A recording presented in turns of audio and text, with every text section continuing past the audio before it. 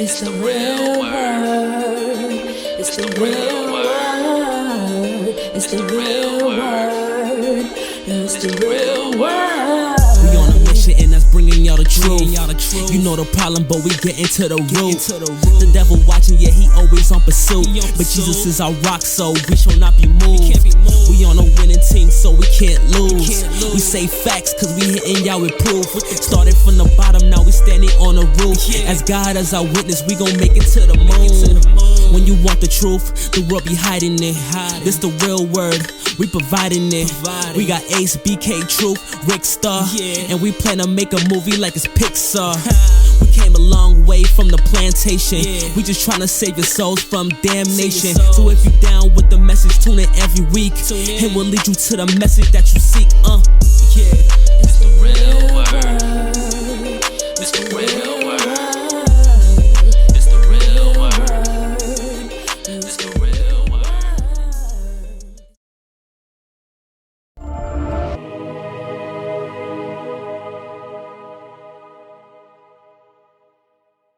Welcome to the Real Word Season 9, Episode 15. This is your host, Ricard G. Noel. Shout out to everybody that's been watching. Shout out to everybody that's been supporting. Shout out to everybody that's helped us to get this far so far. I'm here with my partner. Introduce yourself. It's your boy, Kimmel Hall, doing it for Brooklyn. Let's get into it. Mr. Banking and Rapper himself. And we here with two new guests. Introduce yourself, ladies and gentlemen. Hi, I'm Fatemah, and I'm a career coach. I was going to say ladies first, yeah? She's actually a career coach. Fatemah? Uh-huh. Fatemah. Okay. And we pronounce it Fatemah, but you pronounce it Fatemah. Where are you from, by the way? I'm from Irvine, California. Cali. Okay, nice. And we have another guest in the building with us. Introduce yourself, sir. Hi, I'm Larry Wilson. I'm the creator of Wilson Method Communications Training. Okay. Nice. Coach and trainer.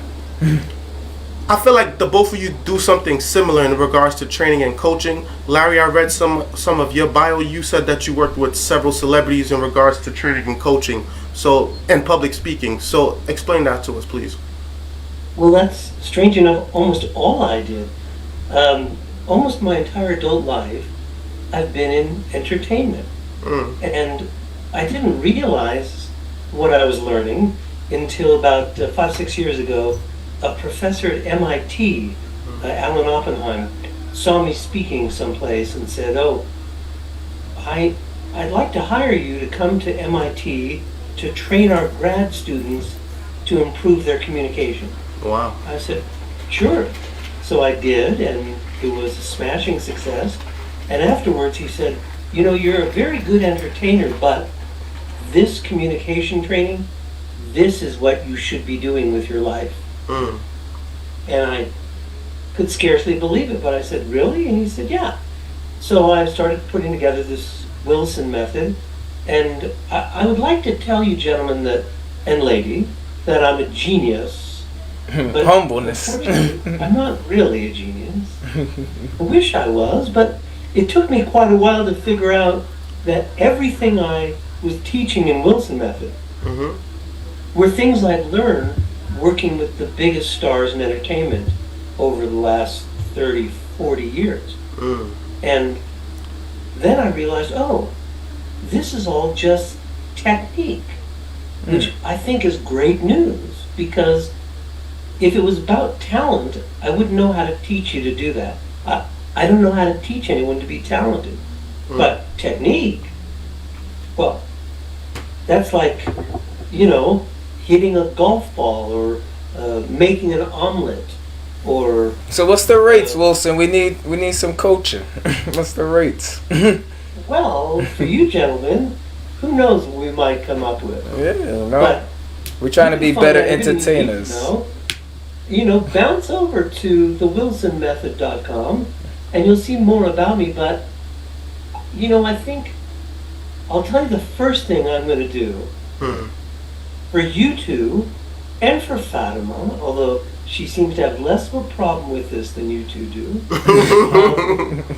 And I'll only tell you this because the way you're lit, the way your lighting arrangement is on camera, could be so much easily corrected. It's a simple thing. If you go to thewilsonmethod.com, somewhere down lower on the page is something about a 2-day boot camp that I teach. And if you click on that, it'll just take you to more information.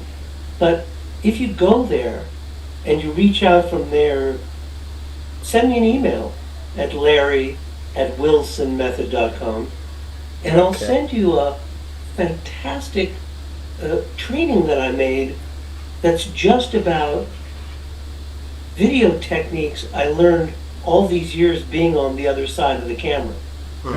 It's very simple stuff. Everything I teach is simple. Anyone can do it. And it works. So, right there, and people listening to your podcast are invited to do it too, because it's so simple in terms of camera placement, lighting, audio. They're little things that they do in Hollywood, they've been doing for a million years, that anyone can learn. Okay. And for instance, I'll give you an example.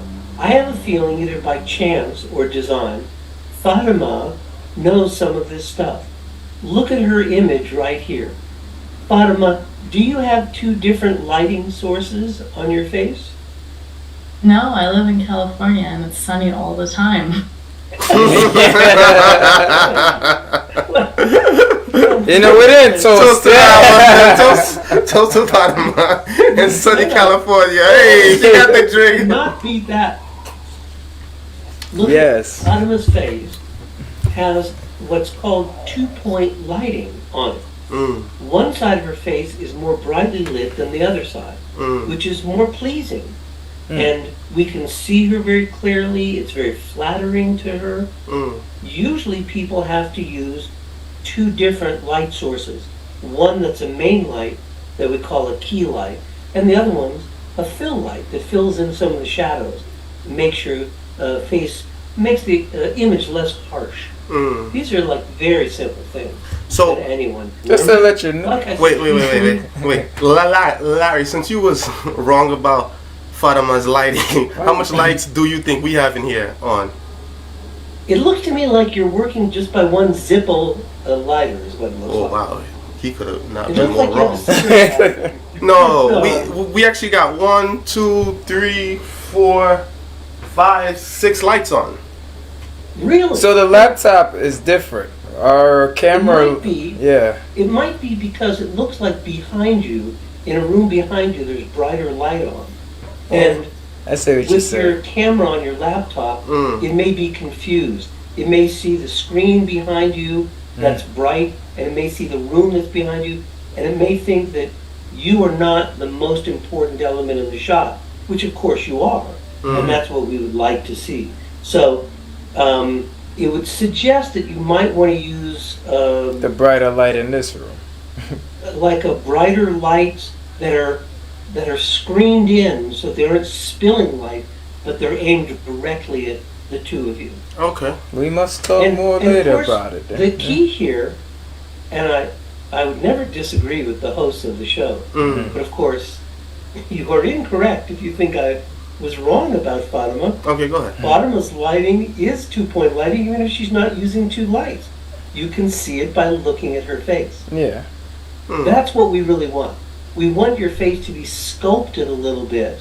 You can see it on my face. If you look at my face, this side is brighter, this side's a little bit more in shadow.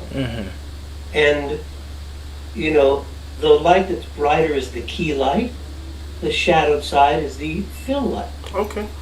Now, if you're doing something crazy for a film, they frequently will reverse these, where they'll make the side that's closer to the camera the shadowed side.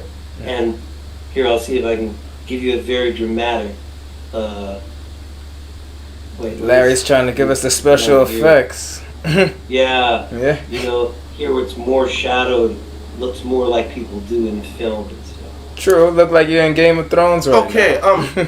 I think that's enough about lights. So, Fatemah, tell us more about what you do and about your system of coaching.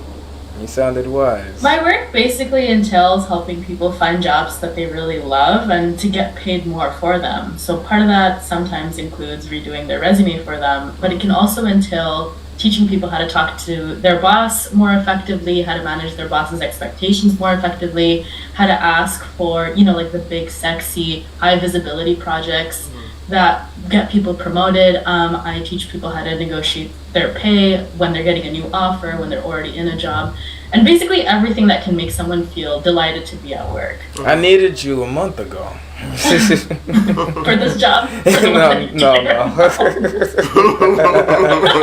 No. You can't talk about it. NDA. So the thing that sticks out to me the most is behind you says PMP. What's PMP? The book behind you. PMP is a project management professional. It's just a methodology for managing projects. There's a whole bunch of different knowledge areas in there. One letter away from I don't have a PMP credential, but the book is really interesting. It teaches you how to manage really complex projects. Okay. So that goes back to what you were saying. Everybody needs a manager, right? PMP and PIMP. Personal managing a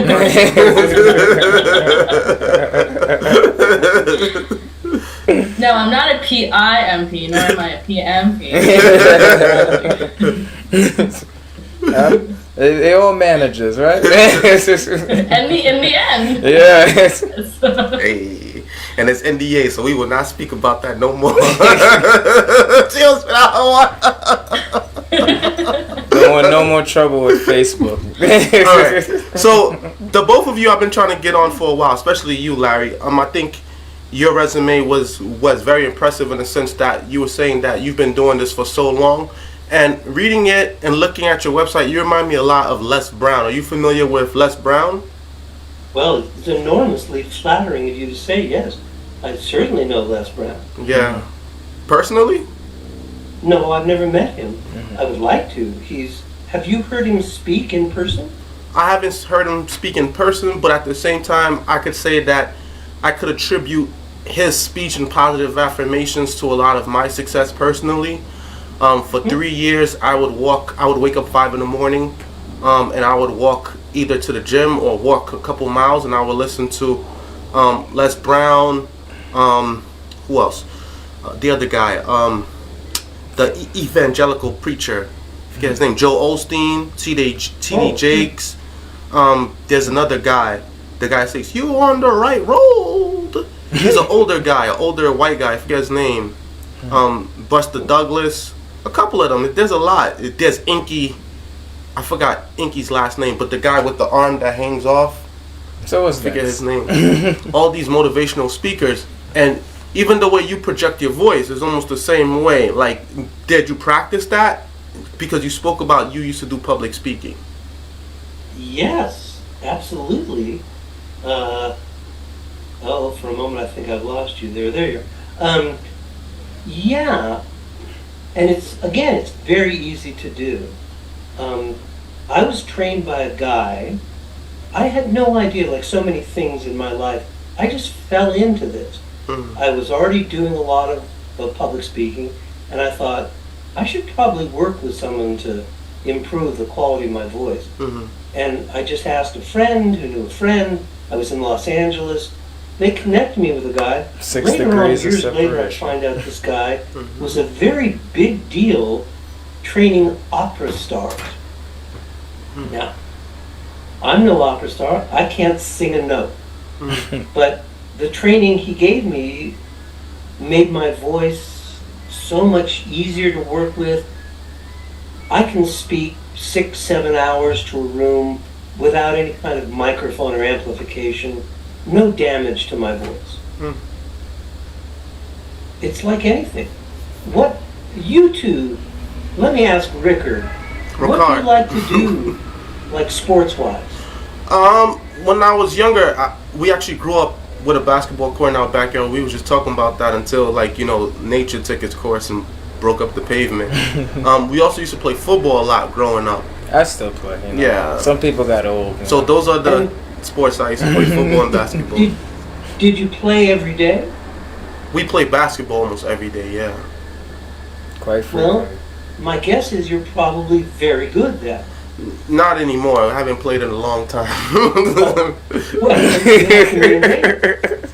But anything, and Fatemah, do you have something that you'd like to do sports-wise?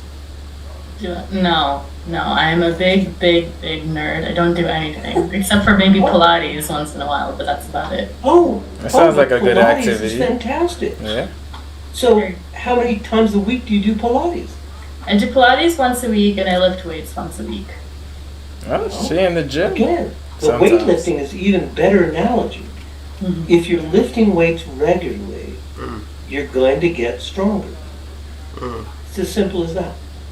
If you're working on your voice, it's just a muscle, like any other muscle. If you work with it 5 or 10 minutes a day, regularly, you're going to see phenomenal improvements. And it's incredibly flattering that, Ricard, you should say, remind you of Les Brown, because he has a great voice and is a powerful speaker, powerful. Yeah. The reason why I study the powerful speakers and I emulate the greats like myself, like I've been speaking publicly since 2015. My first platform was afforded to me by the church, of course, and then it's from preaching in the church that my videos eventually went viral, and from my videos going viral is how I ended up starting the Facebook Live, which eventually became the television show and podcast. And so I understand applying your gifts and the application of your gifts correctly and how far they can take you. But there's always place for improvement, of course. And that's why it's always good to speak to new people, because they open up your eyes and they broaden up your horizons, and they help you experience new things. Like getting better lighting. Yeah, like yeah, like better lighting. We're gonna work on the lighting. Larry's gonna help us with the lighting, of course. Yeah. He wrote a book on it. I see that as entry-level stuff. Ah, man. Your voice, your facial affect, you know, the information that's pouring out of your face all the time that gives us so much unspoken information. True. These are all things anyone can learn, anyone can practice. Just simple stuff. And the more you use them, the better you get at them. True. Yes. Does Fatemah, do you teach face expressions in the interviews or so on? Do you teach them in terms of how to speak? Yeah, I actually have a lot of speaking experience. I used to coach speaking as well. But usually it's not like how people look. It's more about what they're saying. It's usually what's more problematic, at least in my experience. When I work with people, you know, they sometimes are very talented, but they tend to get really nervous, and they make mistakes by fixating on things that they really shouldn't be fixating on. Like when you're going to a job, you want to align yourself as closely as possible with their values and what you see in the job description. And a lot of people kind of don't do that. They're kind of too lost in their own experience because they're kind of too close to their work. You know what I mean? So they lack that big picture thinking, and they lack the ability to take that big picture and connect it with their new job's big picture.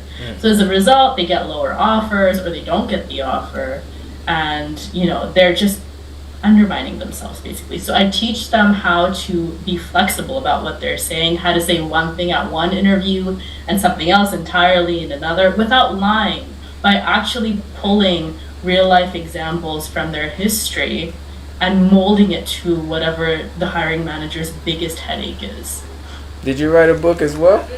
I actually am working on a book. It's called, well, we'll start working on the title. We've written the book, but we're still working on the title. But we're thinking about calling it The Creative Manager's Guide to Becoming a Marketing Director. Oh, that's too long. Oh, stop.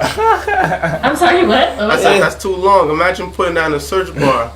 We have to put we have to give it like a colon somewhere so that it's like two little pieces so that it's easy to search for. But yeah, it's very niche. That's why it's a little bit longer. I think the reason why Kimmel said this, and correct me if I'm wrong, we had a lot of people that came on the show thus far, especially this season in particular, that has written books. And the reason why my follow-up question is, they always say that it's hard to kind of sell books. You have to sell a certain amount to like even break even. Yeah, that's or what something. the last guy was telling us.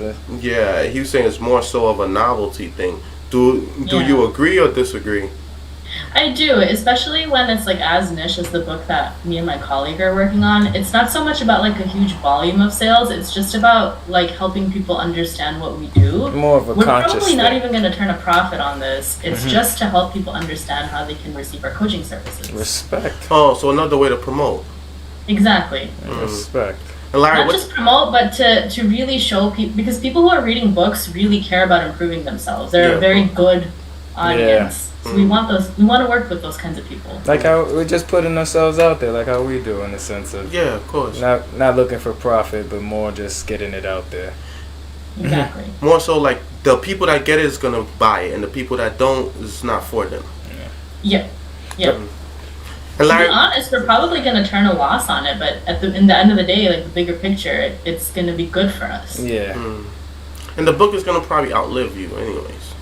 Oh gosh, Yeah, why you gotta say yeah. it like that? Yeah. We're talking about life expectancies here. Well, books do outlive We're gonna us. Yeah. These videos are gonna outlive us, don't you think? These got me videos. feeling like I gotta get insurance, man. You probably should. You probably should. Larry, what about you? Have you ever written a book before? I have. Okay. I have a book that we've not released yet because I keep fiddling, I keep rewriting, and at some point I just have to stop myself and put it out there. I think what Fatemah is saying is exactly on point, that you're not really writing books to make money. You're writing books hopefully to help people know more about what you do and what your process is, so that you can hopefully find the people who your message really resonates with. And it's funny because that makes me think of Les Brown as I hear myself saying it. He's very, very smart about that sort of thing, about finding the people who he really connects with. It's like finding a tribe. Yeah, I mean, the book, if I can stop myself from rewriting endlessly, the book is called How to Talk to Humans. And Interesting. it's the same name as the podcast that I started a few months ago. And, you know, it covers much of the same ground. It's things that you can do to improve your communication skills. You know, because I suspect everyone on this eventuality right here is involved with entrepreneurship. I think of something Warren Buffett said in an interview I saw last year where someone asked him, "What can you tell young entrepreneurs?" And Buffett says, "Oh, I can tell you something you can do right now that will improve your value by at least 50%. Wow, That's a nice jump. Yeah, I mean, it got my attention, right? And then Buffett says, improve your communication skills, both written and verbal. He said, it doesn't matter how much brain power you have if you can't transmit that brain power. True. It's so simple, but of course he's right. He said that transmission is communication. Let me So- ask, as a guy who loves music, there's this line that says, you know, we're all just entertainers. And you said you've been in the entertainer industry. What is the mindset of an entertainer? I know, you know, I've seen some videos, I've heard some things about, you know, being in the moment. But what is like the mindset of being an entertainer? That's a very interesting question. Obviously, we could go into that for hours and hours and hours. Yeah. I think different entertainers approach it for different reasons and have different feelings about it. When you talk about being in the moment, there's clearly a feeling, especially if you're working live on stage, where, you know, you hear musicians talk about being in the groove. It's where you feel like you can do no wrong. You feel so connected to the audience. And I mean, this is just a personal theory of mine. There's no study to back it up that I know, but I think it's one of the reasons why a lot of people become addicted to performing. Because it makes you so high to feel that connection with being an in the audience. zone. Yeah. You don't want it to ever end. And then when it does, it's a real deep come down as you come off that. And there's some people who, of course, That's a good try point. to do things to prolong it indefinitely. And I don't think there's any successful way of doing that. So I mean, receive that. when you talk about a mindset, I know that personally. I can give you an example. Quite a few years ago, I was working in in Flint, Michigan, this little tiny town, and I'd been there a couple nights. I was supposed to be there 3 or 4 nights, and it was during the day, and I was in some fast food restaurant, and there's some people ahead of me, and they couldn't get their orders straight, and I was getting really irritated with them, and I just thought, oh, these people, they're such idiots. And then one of them turned around and said, hey, are you Larry Wilson? Are you that guy we saw at the club last night? And I was like, yes, I am.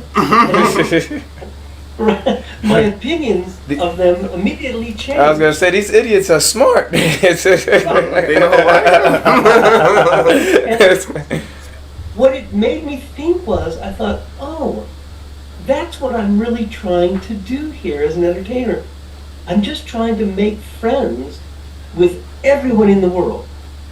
So that wherever I go, People there's friends of mine recognize. there. Yeah. Now, I don't know if other entertainers feel that way, but I know that that's the way I feel a lot of the time. Thank you for the insight. So like you was about to cry, Larry. Like you was about to shed a tear just now. You know what? I have to tell you, it's the truth. When I think about stuff like that sometimes, it kind of overwhelms me because it's so simple, but you don't really hear people talk about that. Yeah.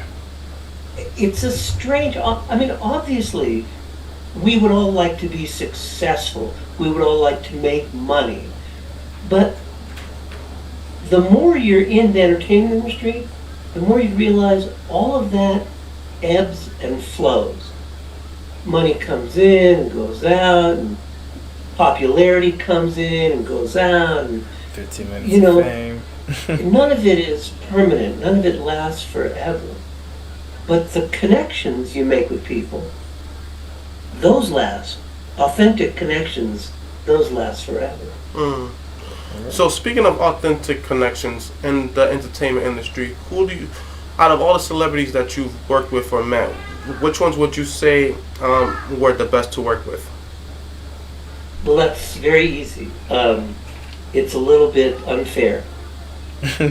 My favorite of all the people I've worked with was Sammy Davis Jr.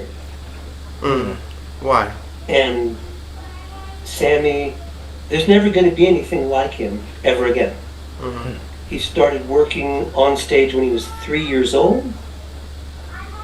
He could do everything. He is an incredible singer, played, 3, 4 different instruments, incredible dancer, could do impressions of everyone in the world, the finest comic, could tell stories and comedy routines like a seasoned stand-up.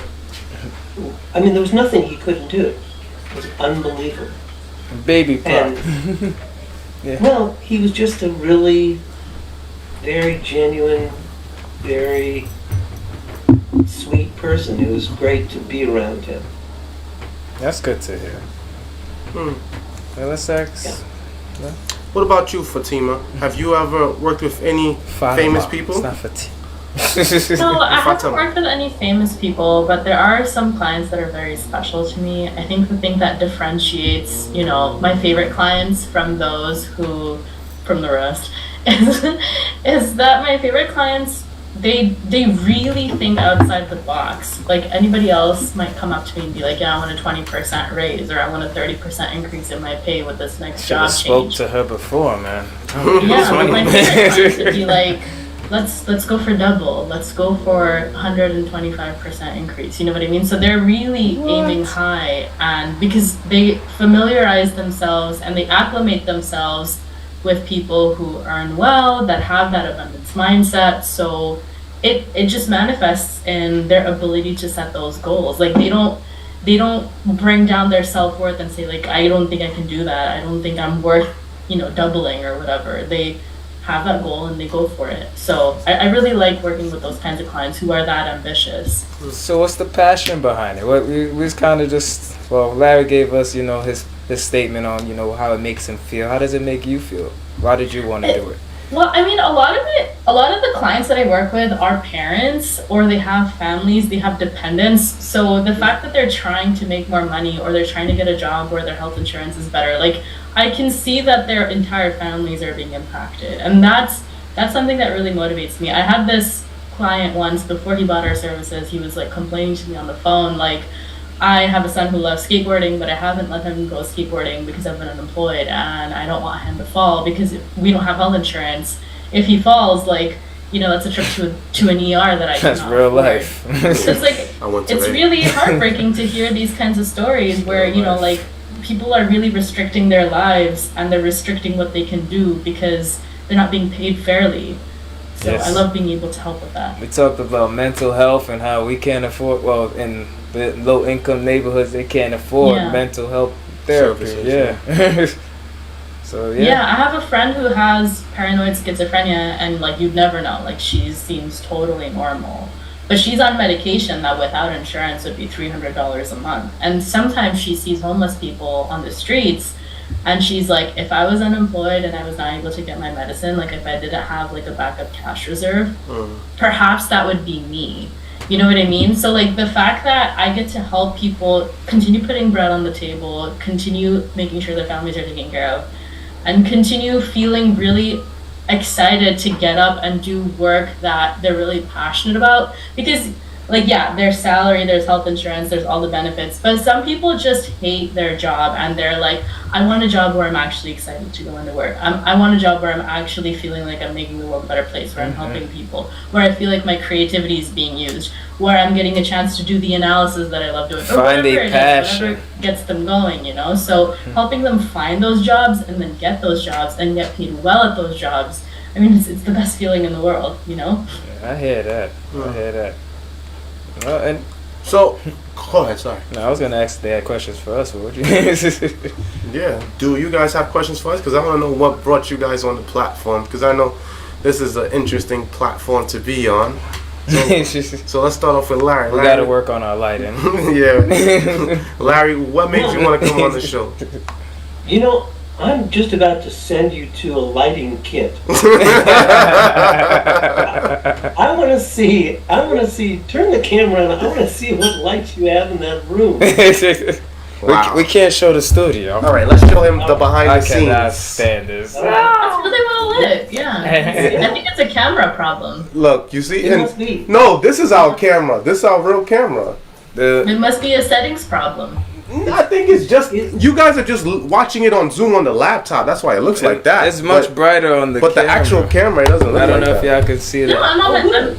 Yeah. Oh, good. If it looks better on the real feed, all the better. Yes. But I think If you're on Facebook, you can watch us live on Facebook and see how it looks. Shout out to everybody that's watching us on Facebook Live. You can watch us live on Facebook.com. You could just put in my name, Rubin Johns, on Facebook, or you could check out the Real Word Ministries Inc. on Facebook if you want to watch this episode live right now. Your name was Ricard. Hey. Sorry, I didn't mean to deflect from your question. No. I like the description of what you were up to and what you had in mind. And it seemed like a very different perspective than some of the other shows that have asked me to be a guest on the podcast.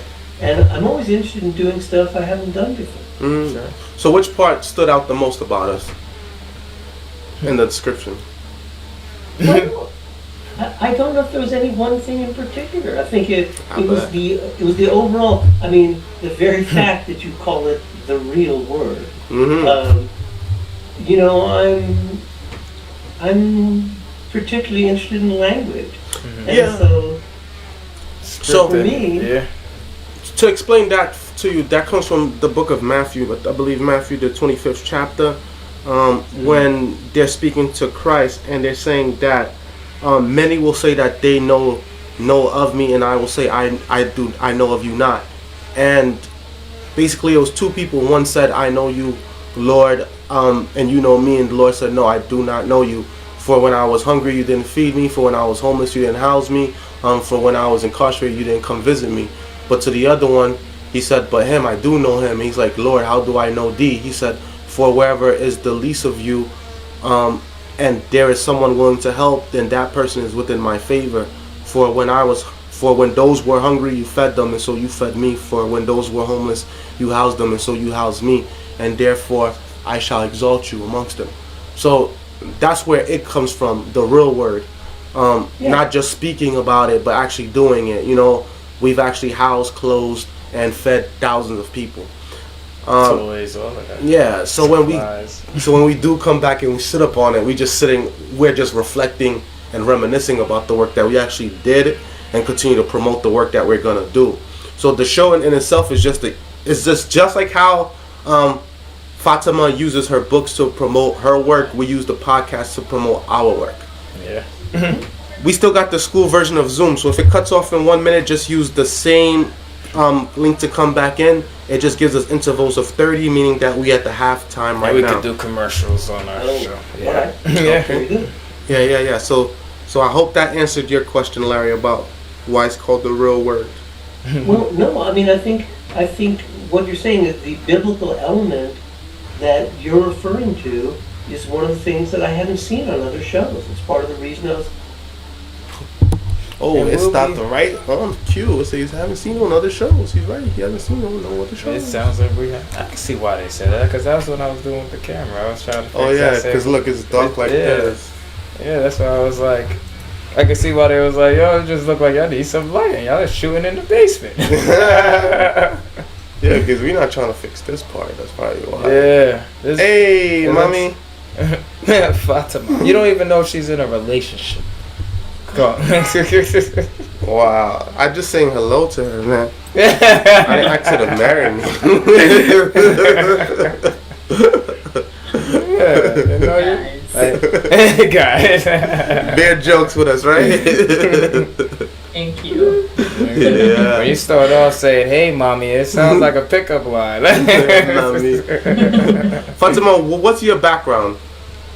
I studied environmental engineering at UCLA, but I didn't really pursue it after that initial period because I was helping people on the side with their job search anyway. So it was really nice and I really enjoyed that. I've always written and spoken and communicated, and I really feel that this is something people struggle with because we've been taught, like, culturally that it's not really okay to talk about yourself. Don't be a show-off. Don't be bragging. Don't be boasting. Not Jay-Z. Not people from Brooklyn. So people, I think they have kind of like these mental blocks when it comes to talking about themselves, and they really just undermine themselves, and I really love doing that. So that's what I switched to full-time. You help open up the floodgates, be like, have some ego. Fatemah, we asked you the same question twice, but a different type of way. You asked her where she's from, and I asked her what's her background, and you missed it both times. We mean like what's your nationality? Yeah, your ethnic background. I hold an American passport. I am a U.S. national. She hit us at the technical. I got it. Okay. Third time. Okay. 3 strikes and you're out. Okay.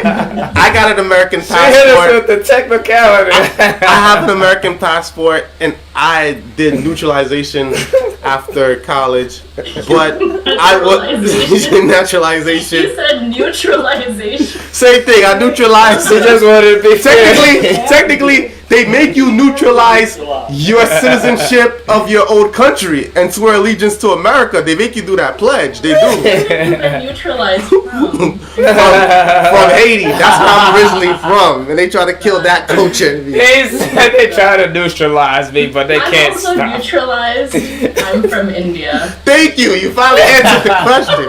Even though we knew by your name.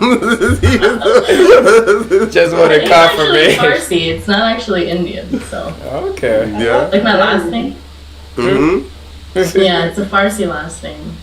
Okay. Yeah, that's true. Because a lot of people we know from the African diaspora, like mostly Muslim people, but they pronounce it, like I said, Fatemah. Yeah, or Fatemah. Yeah. No, I'm talking about my last name. So my first name's Arabic. My last name is Farsi. Farsi like Persian. Oh, so what's your last name? Mirza. Mirza? Yeah, that's pretty Farsi to me. I don't even know what that means. Oh Lord. What does it mean? Explain it to us.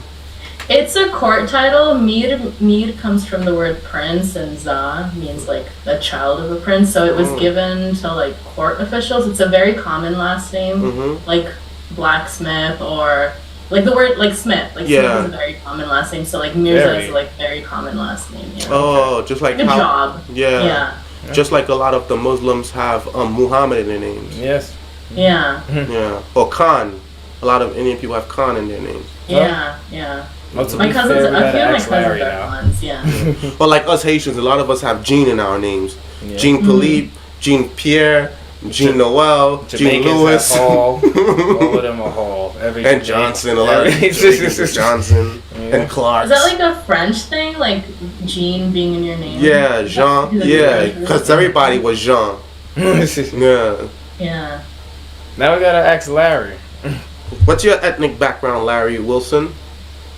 Well, I sort of enjoyed it more when Fatemah was torturing you two. I really got a kick out of that. But Fatemah likes to play hard to get. That's why.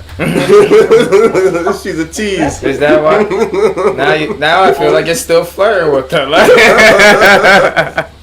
I am very happily married. I'm a mom to a wonderful toddler, and I hear her screaming, "Mommy!" Dang. She hit you with the Matumbo block. Congratulations. I know you guys heard my kid in the background too. She had came for some OJ. She's like, I'm not black, I just want some OJ. How do you know what she did? I didn't tell you what her ethnicity is. Yeah. Now, my daughter's biracial too, but we both cut off Larry, so let's let Larry finish. Sorry, Larry. Well, nothing very exciting. My family is originally, many generations back, from Russia. Mm. Oh, wow. And strange enough, I have not been neutralized. Lucky you. And so I am actually an American citizen.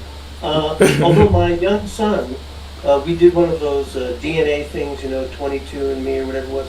And when it came back showing that our ancestry was Russian, my kid was like very excited. He said, "I'm Russian." I said, "No, you're American. You're an American citizen of Russian extraction." Wow. Yeah, we can't have that, Sounds like your son was about to go get those blondes in the snow.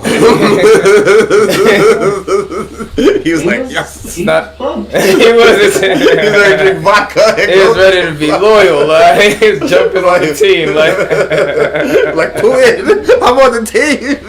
I just found out.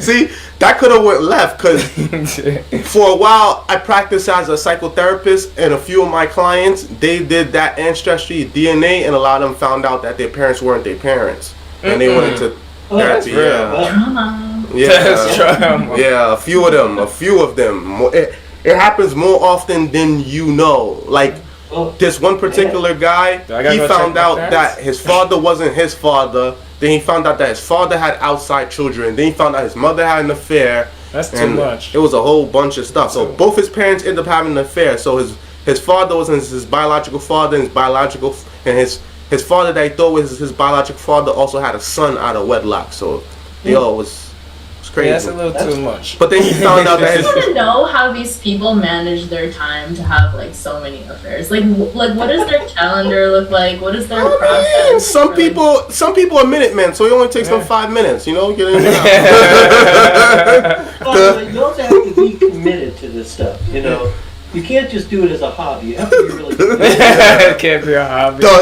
The hotel check-in is probably longer than the time they're in the hotel room. They just give the key to somebody in the hallway. Like, hey, I got an hour left. I've heard of people having like multiple families, like a secret family, and I'm like, how are you Like, Wow. what? I just don't understand. Well, that. Fatemah, you're here with the right people because Yeah. I'm Haitian, he's Jamaican, I was so gonna say, we can our talk ancestors about did that. that. So go ahead, Kimmel. He can tell you. Well, I mean, it's usually just not knowing what to do when they get married or when they're in a relationship. So it's kind of like some people get in the habit of chase. We talk about it sometimes too in terms of guys have been chasing women, or in terms of the way we was growing up was entire high school, junior high. It was a habit. So it's like when they finally get one woman, they still have the mindset of, I know how to chase. I like chasing. It was fun. So while they're with their one woman, they still flirt and flirt and flirt. And eventually, one of those people they flirt with is going to go for the finale. End up having kids together, and then boom, you have two families. The Jamaican way is you got, or even some Africans, is to take care of, or even Haitians, you got to take care of both families now. Or you keep one at a different country, a third world or second world, so it's cheaper, and then you have one family in America. Now we get So political. So during the middle months, you're here. Then summer break, you go over there to your other family. So you split it up. So you got 3 months here, 3 months there, 3 months here, 3 in my months time, there. I find that doesn't. I don't think that will be the best case because I feel like children need more consistency than 6 months, 6 months. It's best to have. I don't think men who are having multiple families care about being consistent in their children's lives. I don't think that's going to be like a priority. I say if you do it, you got to. Speaking of that, Nick Cannon just had a recent interview where he said that he felt like he was being demonized because he had 12 children with multiple different women, and so he felt like he was being demonized for that. But he said that he felt like he was only helping because there's a lot of women out there whose biological clock is ticking and they want children. So Karen. Someone came with that offer to me, and I said no, thank you, and I walked off. But Nick Cannon did it 12 times, so shout out to him. How could you not do that? You should probably recognize what we call rationalization. Exactly. That's why I said no, Larry.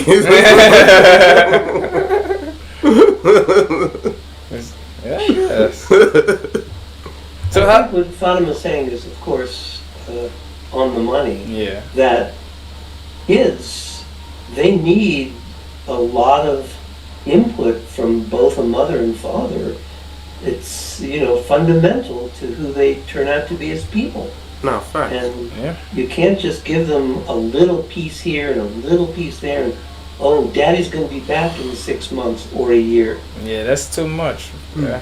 No, I think it's possible. Like back home, we have in some areas they have like culture of like remittances, where like one parent would go off, and they would go to like a more developed country, they would earn money and send a paycheck home.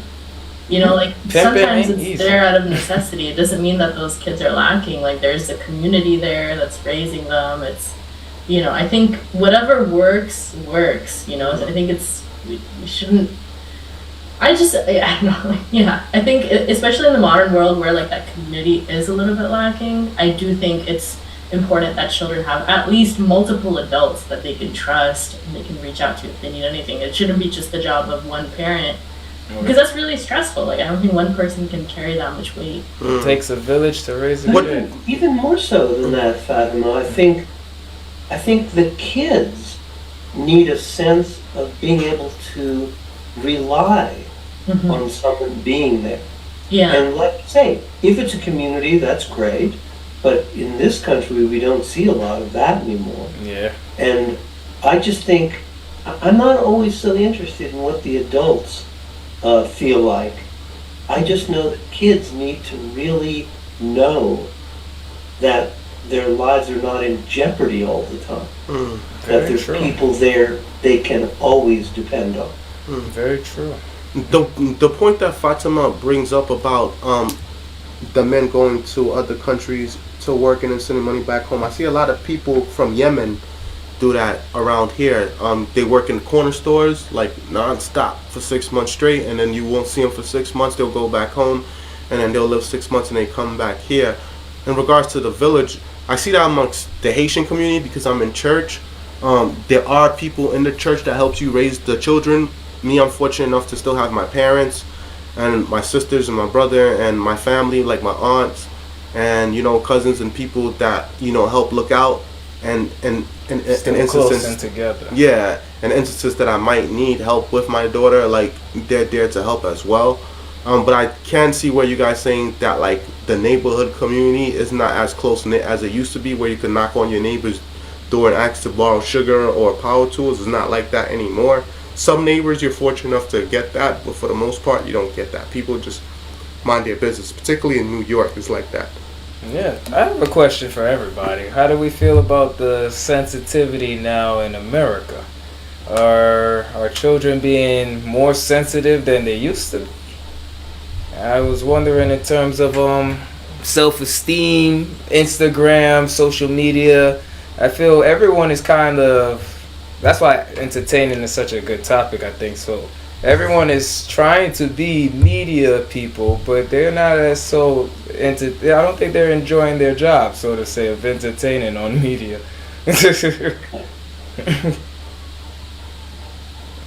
Yeah. It depends, right? Like person to person. Like some people might genuinely love it. Mm-hmm. I mean, it's hard to make a generalization like that. My daughter just learned English, so I would ask her. I would be like, "What do you think about this?" But I think she would just be like, "I want a cookie." Like, what are you talking about? Sounds like a very smart girl. Anyone who wants a cookie is all right in my book. I have to say, I think that what you're addressing there is a really important issue, and I don't think it's easily explained or dealt with. But because of social media, I think a lot of young people think the only viable option to happiness is to be famous. Mm-hmm. And I think that may not work out so well for a lot of people. Yeah. Not many. The whole nature of Instagram and Facebook and Twitter and everything, everybody's trying to present this image of themselves as glamorous and successful and deliriously happy. Yes. And until their life implodes, and then that gets more clicks.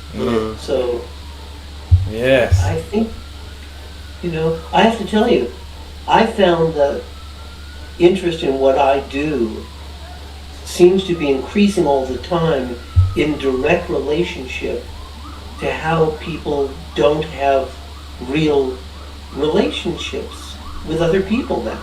Mm-hmm. They have stuff online, they have stuff, on social media, they're texting people, but they crave actual authentic connection with other humans. Very true. I agree. Yeah. Who's the most famous person you ever met, Mr. Larry? God, I mean... Well, top five. Top five. I know, I was going to say, the most famous person I've ever met... Or top five. It kind of has to do with different generations, because some people I met who I thought were enormously famous may not register with you at all. I was performing once, and in between shows, a host came back and said, "Oh, the guest would like to say hello to you." And I said, "Great, send him back." And so this guy comes back, and it's this movie star. I don't know if you even know who I'm referring to. Do you know the film actor Cary Grant? Yeah. She does. Gentlemen? Not I. No. Fatemah, what movie was he in? I don't know, I just know he's famous. Right. He's very famous. He was in a bunch of Hitchcock films, and he was in To Catch a Thief, and he was in all these films, like probably in the 40s and 50s. Oh, ouch. And when I met him, he was easily the most famous person I've ever met, and he could not have been nicer. He was completely gracious and down to earth and just like a normal person. Mm-hmm. But again, it's generational. I mean, I'm trying to think of someone nowadays who's really incredibly famous. And I'll tell you, I'm also reluctant to tell you, because I never like to name anyone if I didn't have a great experience with them. Mm-hmm. I can think of a couple of big movie stars like who I've met recently who I was singularly unimpressed with. Like who? Well, that's Now you're trying to start some drama. that game I won't play. Larry's scared. Larry's really, really smart. Oh, I hear you. I don't know. You guys may not realize this, but stuff that's on the internet never goes away. Yeah, that's true. So, I mean, and I wouldn't want to embarrass somebody who maybe thought they were interacting with me in a private social setting. But, Politically correct. A lot of incredibly famous people don't always behave well in private. Their images have been, cultivated and burnished and shaped in such a way as to make you think, oh, they're the most wonderful person in the world. Person is an angel. And it may be better to keep it that way. It may be better, because sometimes it can be very disappointing to meet people who you admire and then find out, oh, they're not as nice as Fatemah. And I just met Fatemah. It's sometimes surprising, Fatemah says she's married with a 2-year-old to leave her alone.